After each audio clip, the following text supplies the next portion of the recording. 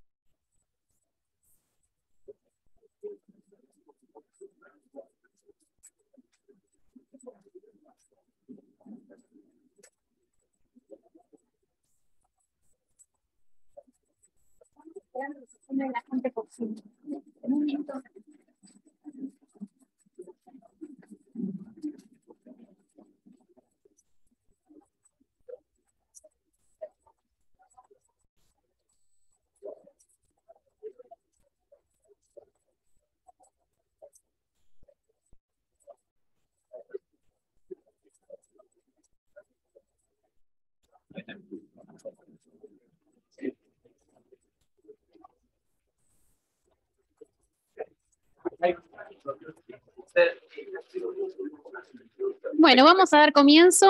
Cedo la palabra a nuestro rector, el doctor Edgardo Sablot. Ok, yo creo que no necesito micrófono, así que, bueno, hago la introducción en español, después todo el evento va a ser en inglés. Este es un evento, bueno, de la Cátedra Naumann. La cátedra la venimos realizando con la Fundación Friedrich Naumann para la Libertad desde el año 2020, dentro de las actividades del Friedman Hayek Center for the Study of the Free Society, del cual soy, bueno, director ejecutivo. Esperamos un segundito más. Just on time. Ok. Sigo haciendo sencillamente la introducción. Ahora le voy a pasar la palabra al director para la Argentina y Paraguay de la Fundación. Bueno, quien va a presentar a nuestro expositor, al señor Georg Link. Bueno, nos acompaña también uso mi ayuda a memoria, como ven, como siempre prefiero tener ayuda a memoria, el señor significa, director para Latinoamérica con sitio en México de la Fundación Naumann. Nos acompaña la senadora Carolina Lozada. Bueno, en un ratito va a llegar Carlos López Murphy. Bueno, es un evento para nosotros extraordinario. Gracias, como siempre, Lars. Te cedo a vos la palabra y vamos para adelante, pues. No quiero sacar más tiempo. Muy bien, muchas gracias, Edgardo. Bienvenido en el nombre de la Fundación Friedrich Naumann para la Libertad también. Es la segunda vez que en este semestre que hacemos, realizamos esta cátedra Naumann en un formato híbrido. Siempre es un placer.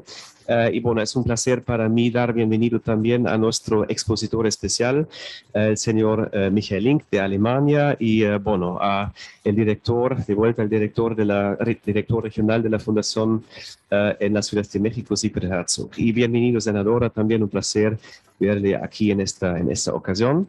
Entonces disfrutamos este discurso sobre un tema muy, muy esencial. Y ahora usted va a presentar el señor Links. Muchas gracias y bienvenido de vuelta. Gracias. Gracias. Bueno, les presento a nuestro invitado. Él es Michael Georg Link, es diputado en el Parlamento alemán, en el Bundestag, por el Partido Liberal FDP, el Partido Democrático Libre. Desde marzo de 2022 tiene el cargo de Coordinador Transatlántico del Gobierno Federal de Alemania. Trabaja para conseguir y fortalecer las relaciones entre Alemania, los Estados Unidos y Canadá. Estudió ruso, francés, ciencias políticas, derecho público e historia de Europa del Este en las universidades de Augsburg, Lausanne y Heidelberg, antes de trabajar como consejero y asistente a diputados en el Bundestag. Desde 2005 hasta 2013 fue diputado en el Parlamento Federal. Entre 2012 y 2013 fue Ministro del Estado, responsable por la Organización para la Seguridad y la Cooperación en Europa, la OSCE, la Unión Europea, el Consejo de Europa y la OTAN. Desde 2014 hasta 2017 fue el director del Departamento de Derechos Humanos por la OSCE en Varsovia, antes de ser reelegido al Bundestag en 2017 y 2021. Además, fue principal observador de la OSCE por la elección estadounidense en 2020 y es consejero directivo de la Fundación Friedrich Naumann por la Libertad. Muchas gracias. Thank you. Perdón, saco un segundo por un tema puramente técnico, porque se está haciendo streaming en 2 aulas en este momento, pero también hay ahora más de 100 personas conectadas por Zoom. Para quienes están conectados por Zoom tienen que elegir abajo a la derecha el idioma, porque hay traducción directa independiente a la que se está haciendo en esta sala. Entonces, abajo a la derecha de la pantalla tienen la opción inglés o español. Gracias. Thank you. So you have heard I will speak in English. Unfortunately, I don't speak Spanish. I understand a little bit, just a little bit. And I understood enough that you said that I was indeed a member of the parliament and of the government. Then we lost our elections. And well, such is democracy. I had to work normally, very normally, and tried to come back. So politics is, and that is, I think, in all democracies the same. Politics is an up and down, and politics should be an up and down. It is power which is controlled by the citizens, and I'm proud to come from a democracy, and I'm proud to speak in a democracy. We in Europe very often don't know enough about Argentina, or Latin America in general, but we know for sure that this is a vibrant democracy. And that is a democracy where voters take democracy very serious. So please don't see me today as somebody who is coming to tell something about Europe. No, it is a Democrat speaking to Democrats. It's somebody who tries to, yes, to understand and to cherish that the future is in our hands, and it depends from what we do, how the future will look like. And in this world, be it far, be it near, be it neighbors, or be it over an ocean, we really depend on working together and sharing the same values, hoping also trading together, but especially also trying to understand the joint threats, the common threats we are in. Because this is a world where increasingly threats from climate change to changes by dictatorships and authoritarian states, where very clearly the future of mankind is unsecure. It's unsecure because of the climate change, but also because of increasing tendencies of dictatorships and undemocratic societies who seem to be in the 21st century very strong, because there are strong leaders who can decide everything alone. But that is, I think, and I think you agree, not our concept of democracy. Democracy is shared and controlled power, controlled by citizens, controlled by courts, controlled by the media, and controlled in general by society. That's how it should be. It's a difficult way, but that's the way democracies work. And in where I come from, in the European Union, and I really don't speak as a German, I speak, at least I try to speak as a parliamentarian from the European Union, we have decided that we want to bring this European Union together in the future to one federal state. It is made up of 27 states, the European Union, but we have also chosen the difficult way to put together our sovereignty in trade, in areas of foreign policy, in areas of standard setting, in areas of, yes, increasingly also defense, to try to make of this European Union a federal state. That is at least what our German government, what we have decided as one of our goals for our electoral term. We had elections lately, you also had elections lately. In our case, it brought about a completely new government with Social Democrats, the Greens, and the Free Democrats. We consider ourselves to be centrist liberals, so fiscal conservative and socially liberal. That is the classical German combination of liberalism, which you can also see in Sweden or in Switzerland.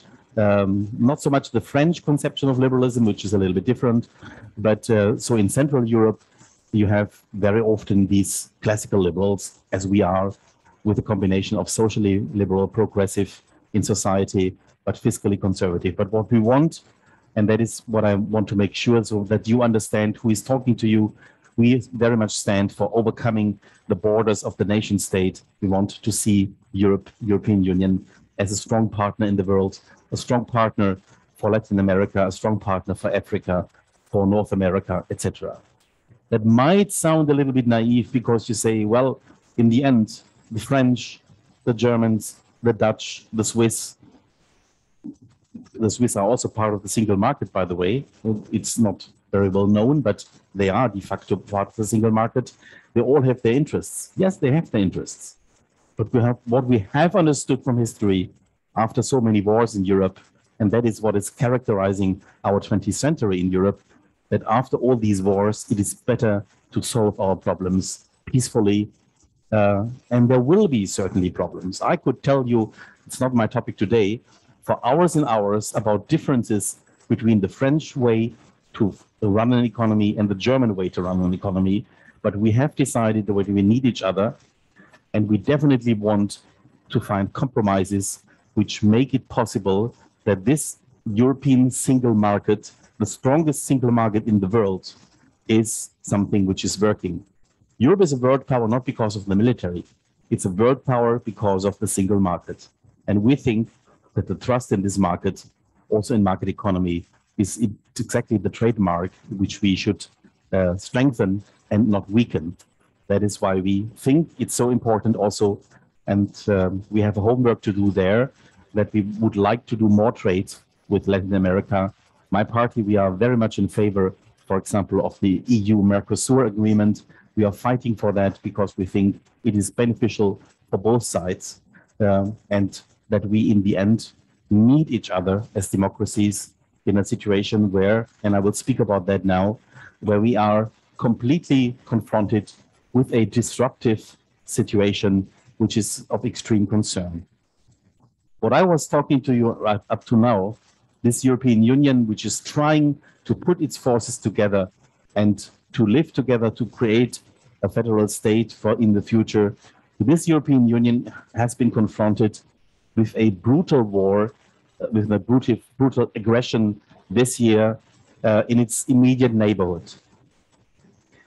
What does that do with us? First of all, we have to understand, we Germans, when we fly from Berlin to Madrid, that is around a 2.5 hours flight. Ukraine, Kiev, is much closer to Berlin than Madrid. For Paris, when you fly from Paris to Kiev, it's about the same distance as if you would fly to Lisbon a little bit farther. So for French and for Germans, we have both understood that this affects us immediately. And especially it affects us not only because of rising prices of energy, it affects us because suddenly we understand that our economies in Europe have been totally dependent of energy supplies from mostly Russia. The problem is not so much Russia, the problem is that we have been dependent. The problem is that we only had one supplier, and mostly only one supplier. And in addition, the Germans, unlike the French, decided also not only to have an enormous dependency of supply from energy from Russia, but we also did give up our nuclear power plants, unlike the French. They are investing in nuclear energy. We are giving up nuclear energy. We are giving up coal. We are giving up nuclear energy. So therefore, our dependency from Russia is even larger. And in such a situation, when you have only such a supplier, which suddenly begins to threaten your energy security, which causes enormous price hikes, which causes something which has Germany really struck by surprise with the record inflation right now in Germany at above 8%, which is extremely high for our standards. Therefore, this war is a wake-up call in many, many means. It's a wake-up call because of the war proper, the fact that a brutal aggression is happening and a violation of not only of a sovereignty, but killing of tens of thousands of people meanwhile in a totally unprovoked war. That is already a shock in itself. We all in Germany thought we would see war only in textbooks, in history books. We would see it maybe in faraway continents, but we would not see it at the front of our door. And with this example, I simply want to indicate to you that even if you are living in the deepest peace, as we did, you can, in very few years, wake up in a situation where war returns to your door. The bombs may falling far away, but the standards are falling everywhere. The consequences of this war is that you may have a distant war when it happens to the battle, what concerning the battlefield, but you have a very close consequences of the war when it comes to the tumbling down of international standards and international law. That is the brutal situation we are in, and therefore we have decided, at least in our case as European Union, that we cannot stay neutral. We don't want to be part of the fight actually and actively, for example, as NATO, our defense alliance, which we share with Canada and the US, but we decided at least to deliver weapons. And when you see the Ukrainian colors here, which are there as a signal of sympathy to Ukraine, then we say, no, we are not neutral. We want to help these people, these innocent people, to survive. We had some discussions in Germany about what to do. Shall we deliver weapons? Shall we not deliver weapons? Would it not be better to have a ceasefire or for the Ukrainians to give up and to surrender? Well, I think after the first weeks and months into the war, we have seen very clearly that surrender is no option. Surrender is no option because of the sheer aggressiveness of the attack from the Russian side, which is not rewarding those who give up with a decent ceasefire or a decent life in prisonship or in occupation, no, but with a brutal repression, with a brutal regime of occupation. So therefore, I personally can understand very good every Ukrainian citizen who takes to the arms and says, no, I want to defend my country. I cannot trust the aggressor that he will fairly treat me in case I give up. So yes, this transforms us. And the German and European society, the whole discourse in society, in France, in the Netherlands, in Denmark, in Sweden, in Germany, in Poland, has changed a lot. This does something with us. It goes very deep. And we hope, and yes, we try to convince our partners in the world, other democracies, that this is something to share, that this is a very important conflict, what is going on, where we would like together stand against aggression. What stands behind this, and I think this goes way beyond this war, is the fact that in the broader context in this world, you have a large conflict between the so-called multilateralists and the classical multipolarists, such as Russia, such as China, such as those who try to want to give up the rules of international law in favor of a concept where they think huge and strong poles, that is why it is called multipolarism, should define their own rules. International law and multilateralism depend not of the size and military strength of a country. Why do we reject so fiercely the Russian arguments on Ukraine? We do it because we say that the sovereignty of a nation should never depend on the strength of your neighbor. Be it small, be it great, be a border, an existing border, just or unjust. If we begin in retrospect to redefine borders because of history, because of blood, because of ethnicity, because of maybe, yes, bad treaties at the origin, for example, of existing borders. If we begin to open that Pandora's box, it will indeed end where? Usually in the strength and simply in the sheer dominance of the strongest, of the most powerful, of those who are the most ruthless aggressors, because they only have the means, military means, to enforce it. If you take to Africa, always my favorite example, I think there is, with due respect to all nations in Africa, or to all states, I think there is not a single border in Africa, not a single one, which has been created normally. Mostly have been created by colonial powers. Look to the borders of Kenya, look to the borders of Zambia. Nothing at all has been created normally by history, voluntarily, by agreement. No, it is mostly the borders of the colonial powers. So just certainly is not a category, but nevertheless, these borders are inherited. They have been at least existing for the last 50, 40 years. And to undo them now with the argument that maybe our ancestors were living here, this might be the root of our nation, etc., is opening Pandora's box. But exactly that is the argument of Russia in Ukraine. And I think we must not accept that.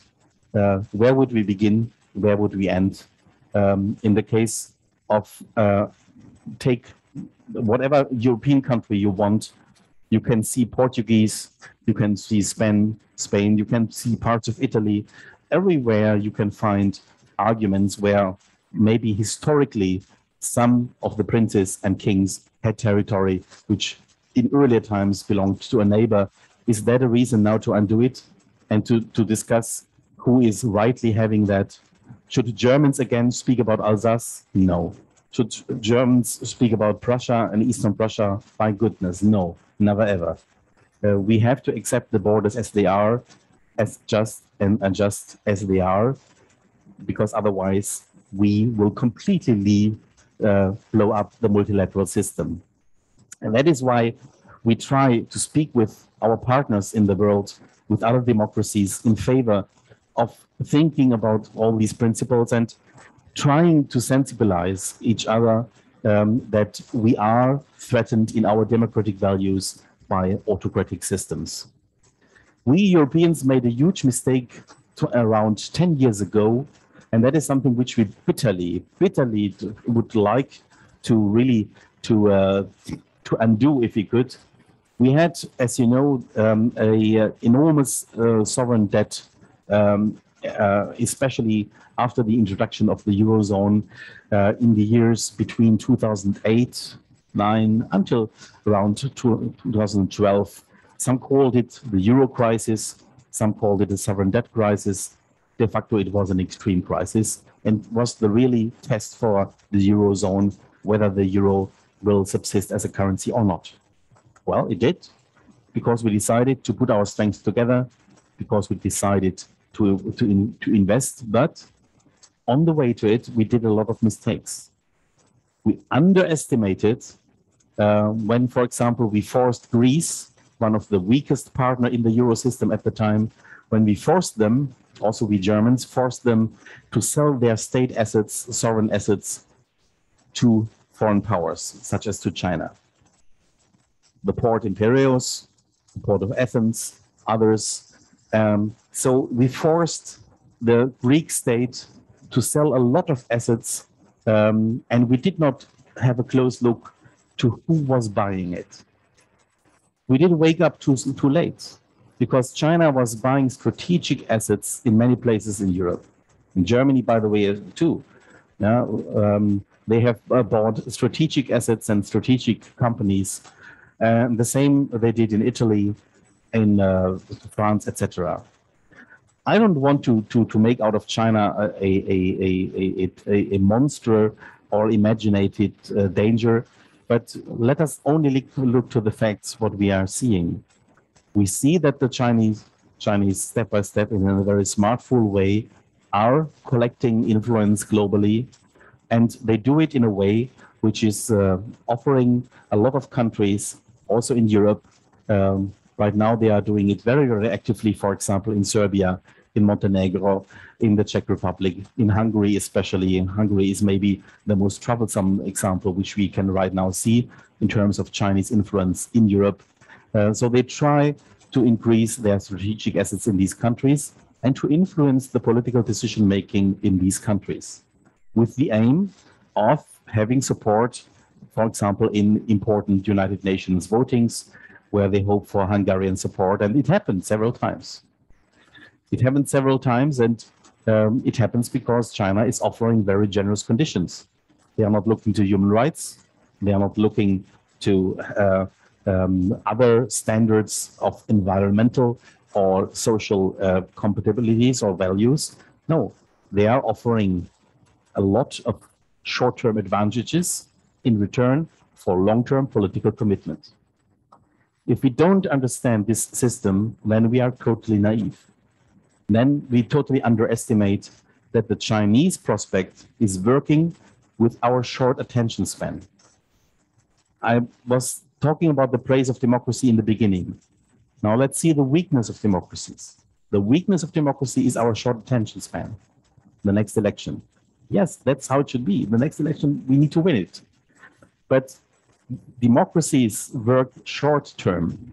Autocracies, dictatorships work long-term. That is the imminent danger we face. If we don't understand this system, then we will, in the end, lose the battle for who is setting the norms in the 21st century. Will it be the democracies with our controlled powers, or will it be dictatorships with their illimited powers?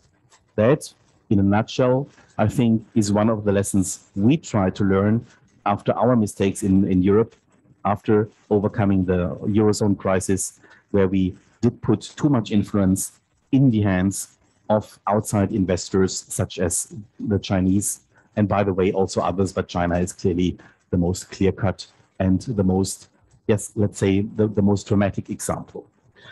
And that is why we try now what to do. We try to put together the European 5G. We try to put together a European single market, which is really strong and also able to technologically produce components which are free of Chinese influence. Not because we want to say that everything Chinese is bad, but our experience tells us that the political control of the party and of the state in China is so extremely large that basically no trade with China is possible without a political aspect. Because in the end, every Chinese enterprise is under the control of the state and is part of the broader long-term concept of China to redefine rules and norms and international law in the 21st century. It's really worthwhile to examine and to follow the studies of the leading Chinese universities and of the Chinese Institute for International Affairs of the Communist Party, which are in a very smartful way redefining international law according to their standards and redefining also values and words like democracy.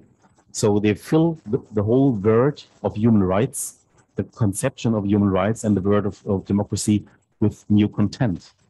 So it is a smart redefining in an Orwellian sense a little bit.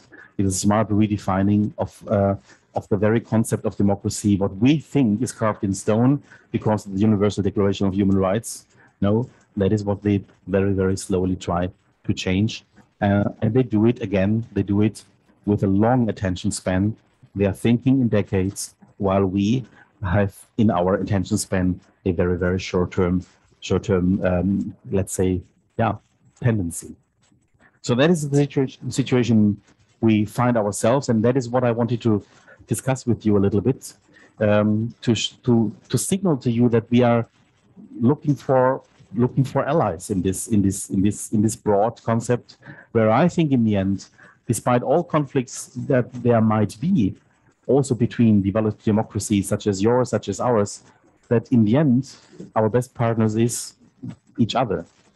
In this situation where we really need to maybe think beyond what our immediate needs right now and to see clearer who in the end are the really reliable partners and the less reliable partners, which in the end only want to dominate us and to create dependencies in a new form of way of economic domination, political domination, or as in the case of Russia, also military domination.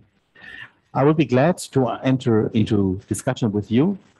I have been told we have around 30 minutes. Let me add one thing. You mentioned the Transatlantic Coordinator and USA and Canada. Yes, that's the official title. But I know America is not only North America.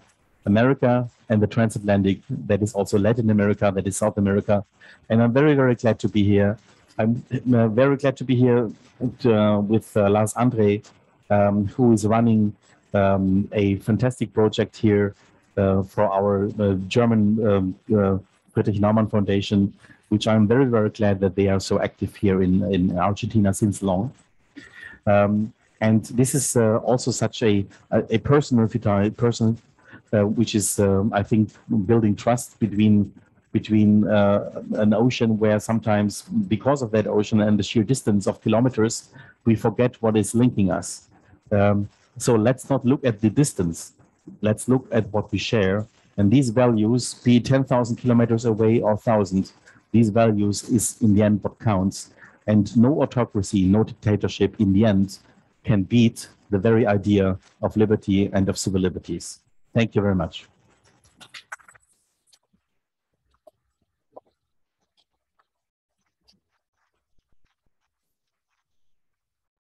Thank you, gracias. Los invitamos a todos los que están aquí presentes a que hagan alguna consulta, alguna pregunta, si quieren aprovechar para expresar alguna pregunta.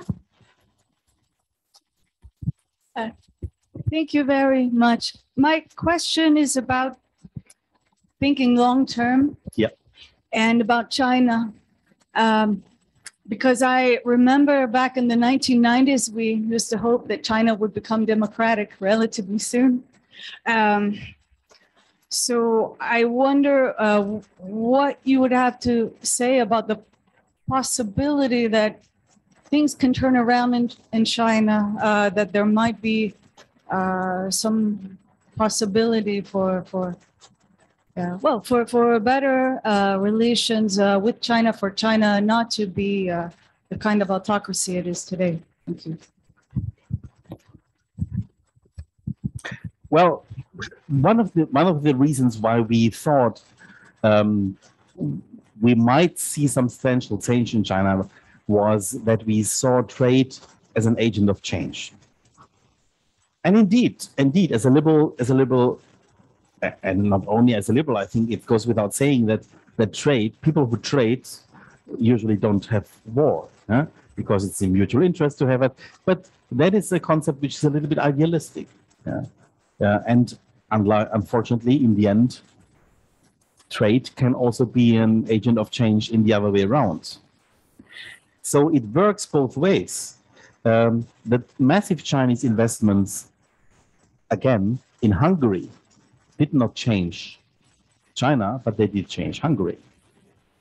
They made Hungary in the European Union, just for explanation, we have in the European Union, when we want to decide, for example, on a sanction, say on Russia, we need unanimous vote. We need all 27 to say yes.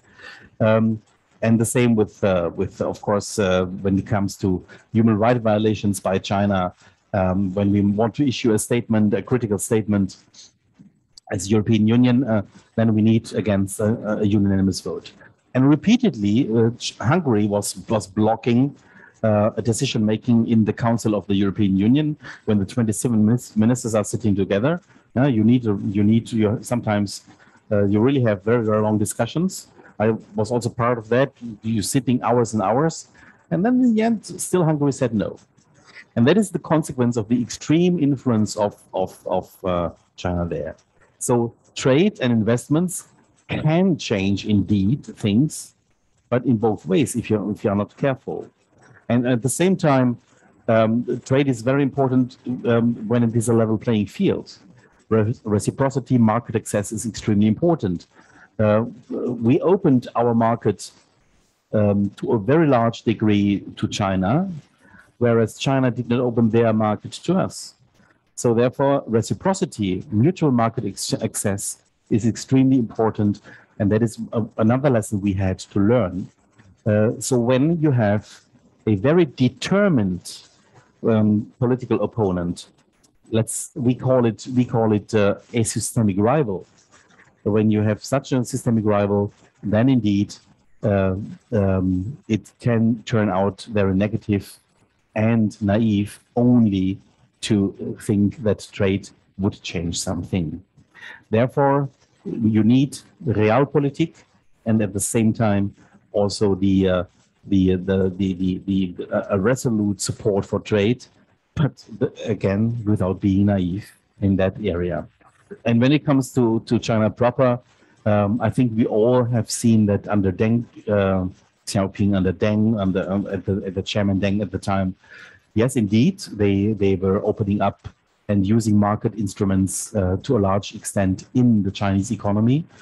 Also in the leadership, where in the Politburo, the standing committee was renewing every 10 years. But that changed some years ago very, very fundamentally, with the current leadership being basically on now working on an eternal basis. At least President Xi, he is not thinking of returning power to the party. So that is clearly has become an extremely dangerous development, especially with enormous human rights repressions. Also under Deng, it was partially in some parts of China, it was at least possible for the Uyghurs to speak their language. Today that is not possible anymore. Tibet, the repression, Tibet has always been there, but in other parts of China, it clearly became more and more dramatic. Today, I think we can clearly speak about of crimes against humanity, maybe even of genocide. That's a tricky issue. International lawyers disagree on whether what is happening with the Uyghurs is genocide, but it is for sure crimes against humanity, and therefore we should be extremely wary. For example, when it comes to enterprises, businesses producing in Xinjiang. In Germany, that is in the EU, it's a huge issue. When you have production partially relying on parts and labor force in forced labor camps in Xinjiang and with the Uyghurs, that's a very, very tricky issue. So in the end, I would say we have all good reasons to be alarmed on the latest developments from China. And what we saw today, by the way, the announcement by the USA, Japan, India, and Australia There was the Quad meeting today in Tokyo, where they announced another economic cooperation partnership around China. Well, that's interesting to see. Let's see how far that goes. Certainly, it would be helpful if in Asia proper, others would waking up and working together. Especially India plays an important role there. But then already, when you see the Indian role with respect to Russia, then it is not very helpful. So it would be certainly be a test for the Indian democracy, and it is a democracy where we also, to our Indian friends, would have a lot of questions.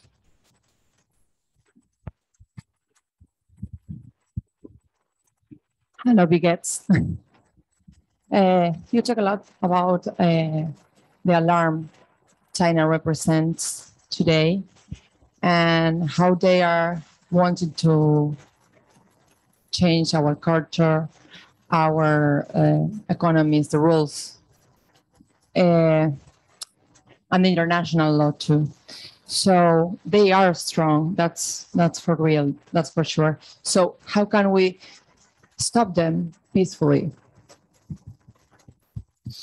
I think such cooperation as we see today, what they propose today between India, Australia, Japan, and the US, such a trade agreement goes in the right direction. The Chinese power is very much due to the fact that, for example, from the European side, a lot of our business is invested only in China, but not in Vietnam, not in Malaysia, not in Indonesia, and by far not enough in the Philippines and Korea, etc. So Asia is more than just China. The very concept of Indo-Pacific, I think, is a very interesting concept because it widens our eyes that Asia is more than only China. In all the other Asian nations, be it Malaysia, be it Indonesia, be it Philippines, they are looking at us, at you, at us, at the USA. They are looking at us, with whom do we do trade? Yes, we should do trade with China, but we should not give them such a monopolistic and strong position as they have. I think they already have too much influence, and we should clearly limit the influence by working together in the United Nations, for example, where those who are really believing in multilateralism should work together. The concept of multilateral, different sides, it does not depend on your size, what you have as rights. Rights should never depend on military power, or sheer size of a country. It should be dependent exclusively on your right as a sovereign state. And that is why this conflict between multipolarists, the pole of Russia, the pole of China, and in their eyes, the pole of the US and the pole of EU. No, we reject this system because poles define themselves over their strength. Multilaterals define themselves over their rights and not over their strengths. That is why we should very, very clearly and strongly support multilateralism over multipolarism. A little bit theoretic, but it is super practical. What I wanted to say, to show with the example what we did in Europe with the Greek ports. Now we try with a lot of support to help the Greek state to buy it back and to get control again of their own assets. That's a long way to go. Once you have sold it, it's gone. So it's really, really tricky in such a situation. And you wake up usually too late. I think the key is really watching things like the Human Rights Council in the in the United Nations, watching international standards, how the internet is controlled, how the internet can be administrated. All these things are extremely important. Tenemos muchas preguntas. Yes. Sí, exacto. Tenemos muchas preguntas en el chat para el diputado. Yes.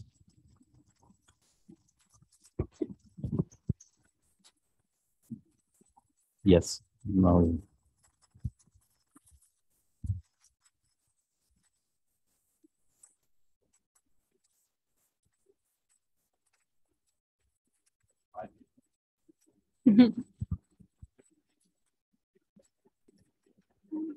Ok.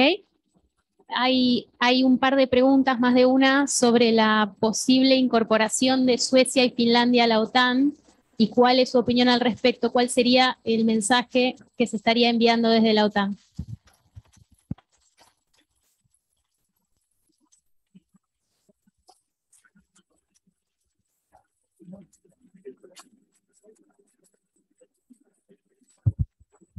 Sí, no hay problema. Otra pregunta que nos llega a través de la gente que está en el Zoom tiene que ver con el acuerdo Mercosur-Unión Europea. ¿Qué puede decir al respecto si es que se va a concretar? También algunas preguntas sobre la estrategia china en la ONU y la redefinición del concepto de democracia que mencionó hacia el final de su presentación. Y una más, si quiere, sumo una más. Usted dijo que el comercio puede ser un camino para el cambio con respecto a China. Si puede expandir sobre esto.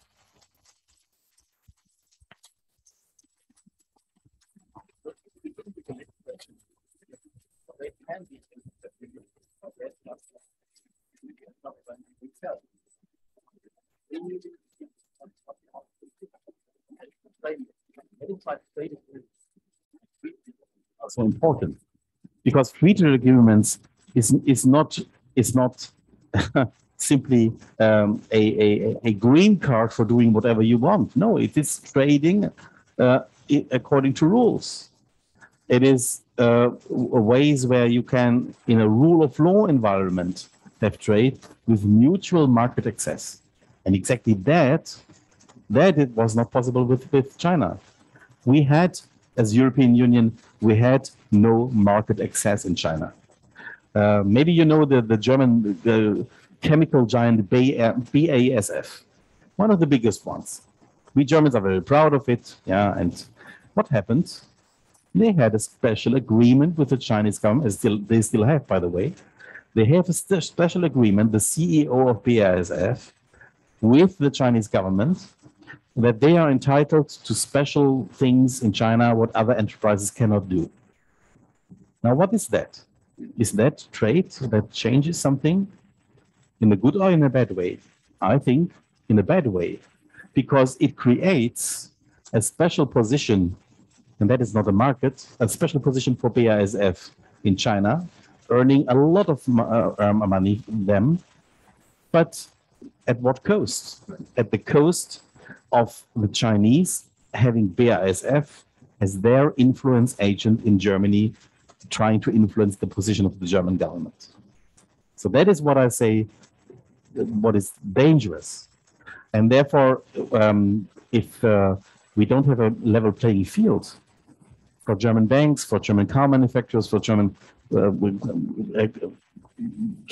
business, whatever, from whatever area, or for European business from the single market in China, then certainly it is very dangerous. And that is why we have now begun in the European Union to restrict the market access for Chinese enterprises, especially in strategic areas where as long as we don't have reciprocity in the market access. Otherwise, we would certainly only help the Chinese to become even more dominant. Regarding the Mercosur realization, yes, I think it would be extremely important to do it. I know that people sometimes here are, at least that's my impression, please correct me if I'm wrong, because that is why I'm here, to better understand and to learn the way of thinking in Argentina. I think people here sometimes are a little bit fed up because they simply have the impression there has been an agreement, it has been negotiated, but then in the end, the European Union is not really willing to sign it. Yes, I know there are also voices here critical of the agreement. But one of the criticism is that we would not be willing to sign it because of fear of cheap imports or whatever. Yes, I think we definitely need to work on the European side on the ratification of Mercosur. It would be extremely important. I think it would be beneficial for both sides. Maybe an adaptation here or there. Let's negotiate, but let's do it. And let's not keep it in limbo. The worst thing, and also I think what you can understand a yes or you can understand a no. But the worst thing what must not happen is to continue this limbo as we have it right now. In between, not yes, not no. And here we have to discuss with our French partners because they are clearly more critical to Mercosur as we are. My own party, we are very much in favor because we see the advantages of increased exchange with all Mercosur states. But please let me say this is more about than trade. It has a cultural aspect, it has a technical aspect, and it has a human aspect. All three are important. We want more human exchange between Latin America and the European Union. We want more cultural exchange. Yes, partially it's there, but the agreement, the Mercosur agreement, would be an opener in areas also of cultural exports and cultural products to have a better exchange, including art industry, film industry, etc., etc. I think this is timely and this would be extremely important. So this is not about money. This is not about business. This is about values, market access, cultural accessibility, and in the end, resilience of democracies. Therefore, let's do it. NATO and Sweden, Finland, my goodness. I honestly say, if you were to say, if I were here 1 year ago and you said to me, Sweden and Finland will join NATO, I would say, okay, come on, go on dreaming. What did you smoke tonight? This is totally unheard of. Now, Sweden and Finland, it's not exactly the same. One is a non-aligned country, Sweden. One is a neutral country, Finland. Different concepts, but similar outcome. Both have not been members of NATO. Sweden has been non-aligned since 200 years. 200 years. Imagine. What must happen in a society that you give up a position as non-aligned, de facto neutral, after the First World War being neutral, after the Second World War being neutral, after all the French-German wars being neutral, 200 years. I think this can give you a glimpse of the deep shock in the Swedish population of what happens in Russia. So this is really extreme. And the Swedish democracy is one of the most resilient in the world. When they decide something as deeply entrenching and deeply changing the course of their state, that reflects the general impression of the Swedish public of the threat constituted by Putin's Russia. The tragedy is that not Russian culture is the problem. I was studying Russian. I speak Russian. I have a lot of Russian friends. I love Russia as a culture, but I'm afraid of Russia as a political system. And the more I deal with it, the more I know, the more afraid I get, because it's an absolutely brutal, ruthless regime, which is not negotiating to get an agreement with you, but Putin is negotiating with you in order to find your weak spot and then to use it. So that is the situation which we are in. We Europeans in this case, as direct neighbors, that all of us, be it the Swedes, the Finns, the Estonians, the Lithuanians, all of us have individually good reason to ally among themselves in order to be protected against Russia. So please don't see this as an aggressive step against Russia. It's a protective step of these societies, very peaceful societies, which are really afraid of their future. Even more so Finland, they have the direct border with Russia. But in their case, they have, again, a little bit of different approach than the Swedes, but they have a very broad historical understanding of Russia, because of their large, also Finnish-speaking minority, which they have in Russia proper, because of the war of 40 to 42, which they fight. And they were one of the very few people who successfully again defended against Stalin and against the Soviet army at the time. There the majority for joining NATO was even more clear than in Sweden. We in Germany are very, very, open for that. We will certainly agree to that. But let's not forget that this goes beyond NATO. I think what the European Union will try to do in future is also opening up for a possible membership perspective for Ukraine. We will have a very important decision later this year, where probably Ukraine will get a status of candidate member for membership in the European Union. But the very process of becoming a member, unlike in NATO, is much longer. Here we speak about a time span of maybe 10, 15 years, because a lot of preparations have to be made before you can really join the single market and all these things. But that is about to come.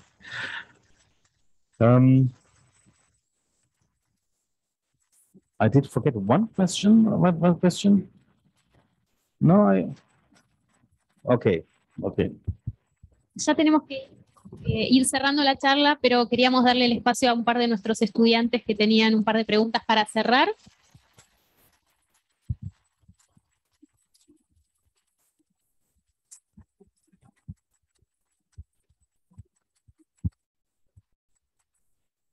Buenas. Usted habló de la dependencia europea de la energía rusa y de los efectos malos que tiene. Pero intentar cambiar eso desde la política implicaría reasignar recursos y bravos costos de oportunidad, por lo menos. Además, en el caso de que resulte exitoso eso, reduciría los incentivos a mantener sanas relaciones comerciales y pacíficas. ¿Qué criterios usa para balancear los pros y contras de esa dependencia? ¿Y qué tan dependiente o independiente se debería llegar a ser?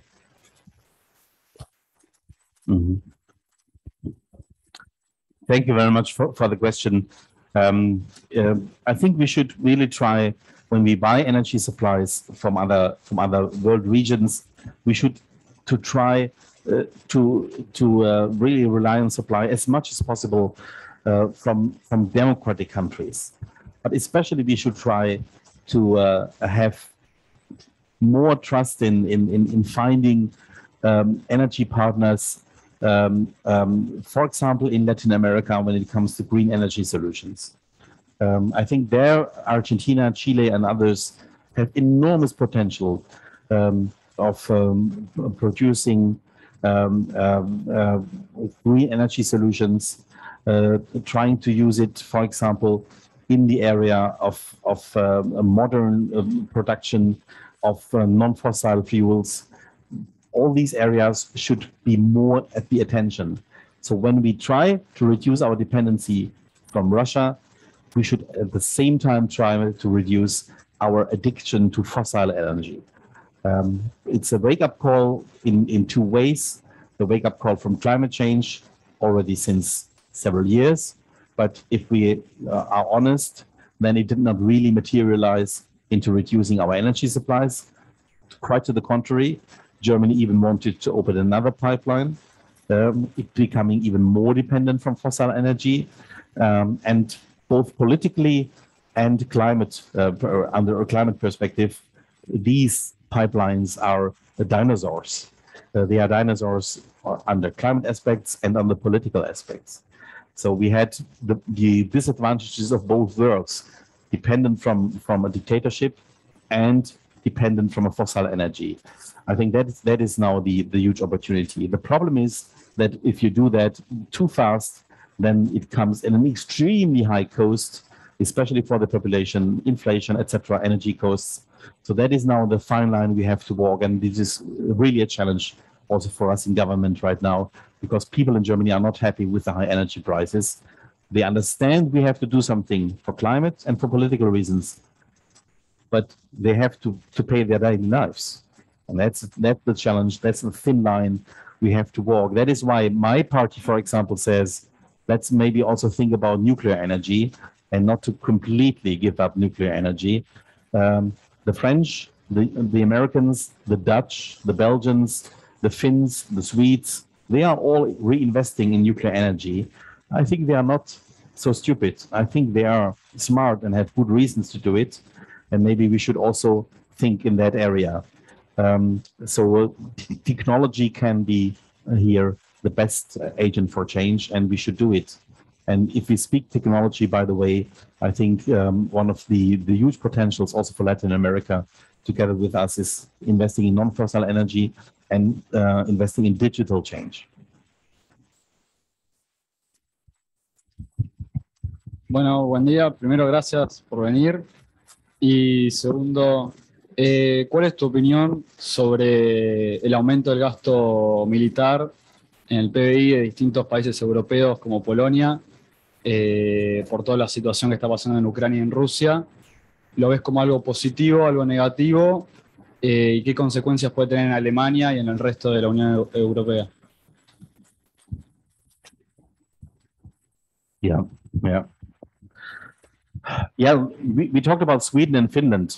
They spent more in GDP in shares of their GDP for defense until now than Germany. They had since long, despite being neutral and non-aligned, they had invested a lot in their military because their concept of neutrality was one of strong military armed neutrality. Then you have others such as Ireland and Austria.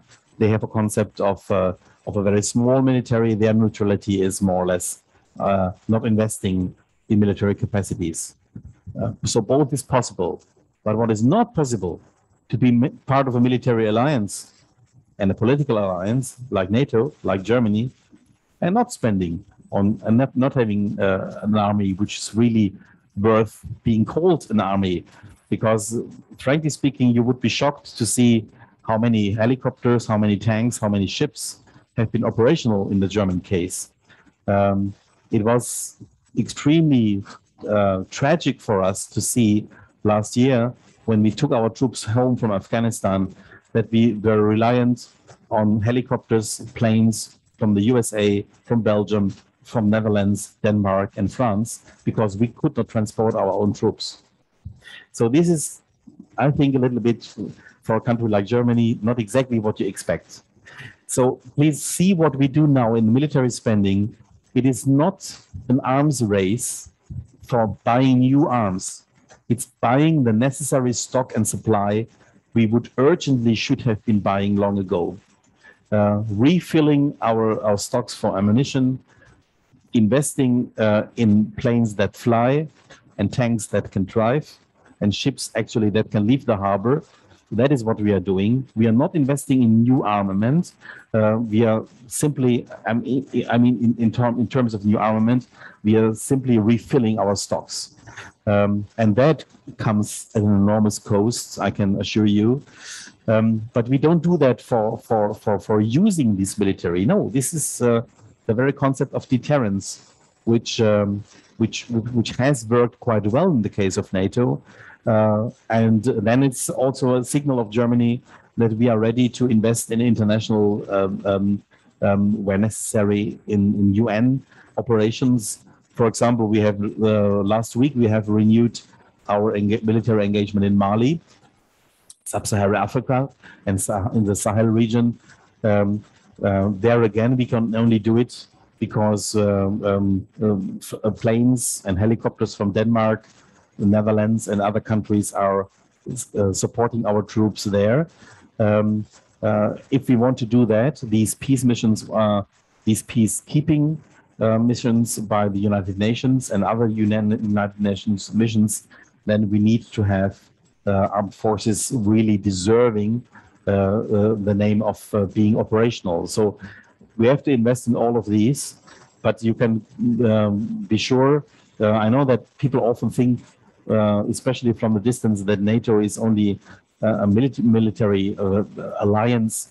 No, it is mostly a political and military alliance, which has proven very, very, very successful in history in defending the democracies which we have and defending the way of life which we have in Europe in the face of first the Soviet Union and later right now as aggressors like Russia.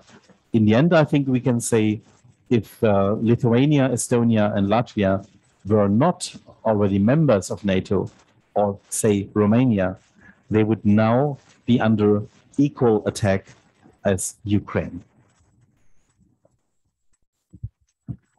Bueno, muchas gracias a todos por sus preguntas. Hay más preguntas en el chat, pero no tenemos tiempo de poder verbalizar todas, así que vamos a ir dando cierre a la actividad. No sé, Edgardo. Ok, vuelvo al español para todo el resto del grupo.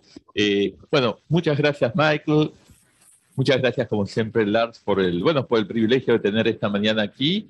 Recién pensaba, este es para nosotros, después de la locura que nos tocó vivir durante estos 2 últimos años, el primer evento grande en cuanto a participantes. Hay 3 aulas en este momento llenas, más allá de la gente que está en Zoom. Debería ser algo normal, pero es el primero, por lo cual es mucho más que normal. Muchas gracias a todos por participar y pensaba, un poco por la temática de la charla de hoy, como a veces perdemos la perspectiva por los horrores que vivimos en la Argentina, ¿no? De lo que son horrores de verdad.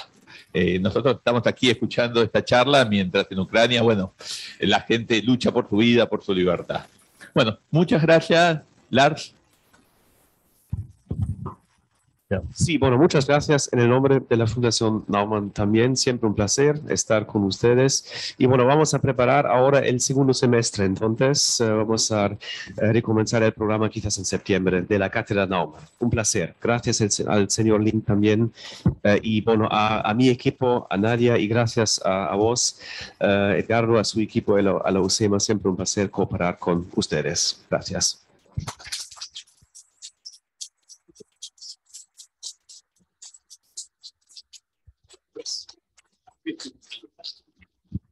Gracias. Un segundo más. Y gracias a todos los que han colaborado en la organización. No voy a empezar a dar nombres uno por uno, pero funcionó como un reloj como debe ser. Gracias.